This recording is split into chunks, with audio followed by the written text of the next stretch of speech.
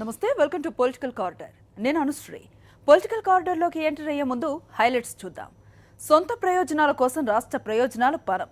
Surrender సీఎంగా చంద్రబాబు. పట్టాలు తప్పిన పలమనేరు ఎక్స్ప్రెస్. వెంటాడుతూ ఉన్న నయం, మరకపడ్డ నేతలపై చర్యలకు సిద్ధమవుతున్న టీఆర్ఎస్. కార్డర్లోకి ఎంటర్ అయ్యి ఆ డీటెయిల్స్ చూద్దాం.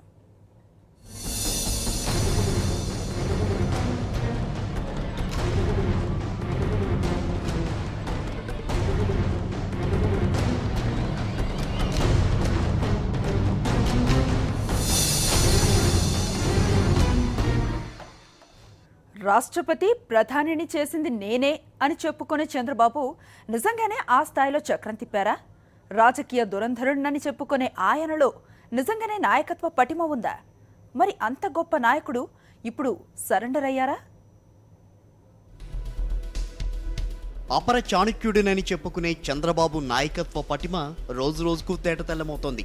తాజాగా చోటు చేసుకుంటున్న పరిణామాల్ని చూసిన తర్వాత ఆయన నాయకత్వ లక్షణాలపై మరోసారి విస్తృతమైన చర్చ జరుగుతోంది. కృష్ణా జలాలపై బ్రజేష్ కుమార్ ట్రైబ్యునల్ తాజా తీర్పు చూశాక చంద్రబాబు నాయుడు ఆంధ్రప్రదేశ్ ముఖ్యమంత్రిగా ప్రజల కోసం పనిచేస్తున్నారా, సీటు కాపాడేందుకు మనుగడ సాగించడానికి తాపత్రయపడుతున్నారా అన్న ప్రశ్నలు తలెత్తుతున్నాయి. ఒకసారి వెనక్కెళ్లి చూస్తే రాజకీయంగా, అధికార పరంగా కీలక స్థానంలో ఉన్నప్పుడు ప్రజల కోసం చంద్రబాబు చేసింది శూన్యమేననే మాట ఇప్పుడు బాగా వినిపిస్తోంది. తరతరాలకు ఉపయోగంగా ఉండే కొన్ని కీలక అంశాల సాధనలో తన రాజకీయ ప్రయోజనాల కోసం అణువణువున రాజీ పడుతున్నారనే చర్చ ఇప్పుడు మరింత జోరుగా సాగుతోంది. తాజా కృష్ణా జలాల అంశం తెలుగు రైతులను తీవ్రంగా వేదనకు గురిచేస్తోంది. 75% నీటి లభ్యత ఆధారంగా తీసుకున్న నిర్ణయం అన్యాయమని రైతులు తీవ్ర ఆగ్రహావేశాలు వ్యక్తం చేస్తున్నారు. ఇదే సమయంలో ఉన్న నీటినే 2 తెలుగు రాష్ట్రాలు పంచుకోవాలంటూ తాజాగా ఇచ్చిన మరో తీర్పు సాగు, తాగునీటి రంగాలపై తీవ్ర ప్రభావం చూపనుంది.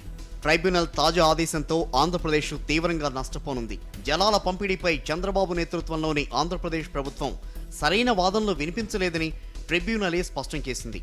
చంద్రబాబు అసమర్థతకు ఇదో నిదర్శనమనే విమర్శలు వినిపిస్తున్నాయి. చంద్రబాబు హయాంలోనే ఆంధ్రప్రదేశ్ నోట్లో మట్టిగొట్టి ఆల్మట్టిని కర్ణాటక నిర్మించింది.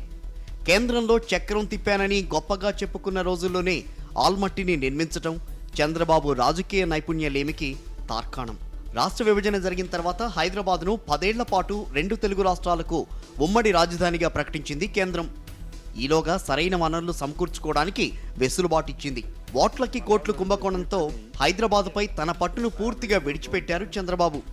అన్ని వసతులను వినియోగించుకునే అవకాశం ఉన్నా అత్యవసరం పేరుతో, తాత్కాలికం పేరుతో 100 కోట్ల ప్రజాధనాన్ని దుర్వినియోగం చేస్తున్నారని ప్రతిపక్షాలు తీవ్రంగా మండిపడుతున్నాయి.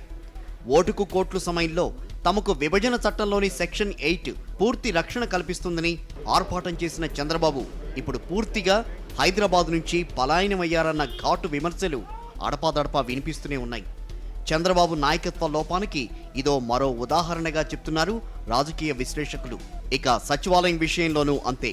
అమరావతిని రాజధానిగా నిర్మించినప్పటికీ అక్కడ తాత్కాలిక సచివాలయం ఇంకా ఏ దశలోనూ పూర్తి కాలేదు. రోడ్లు, డ్రైనేజ్ వ్యవస్థ రూపొందలేదు. కూర్చుని పనిచేసే పరిస్థితి ఇంకా అక్కడ పూర్తిగా లేదు.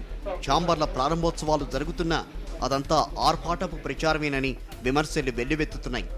ఈలోగానే హైదరాబాద్లోని సచివాలయాన్ని పడగొట్టి కొత్త భవనాలు నిర్మించాలి అన్నది తెలంగాణ ప్రభుత్వ ఆలోచన. 2024 వరకు తమకు హక్కు ఉందనే అంశాన్ని కూడా సీఎం చంద్రబాబు చెప్పలేకపోతున్నారని తీవ్ర స్థాయిలో ధ్వజమెత్తుతున్నాయి పార్టీలు.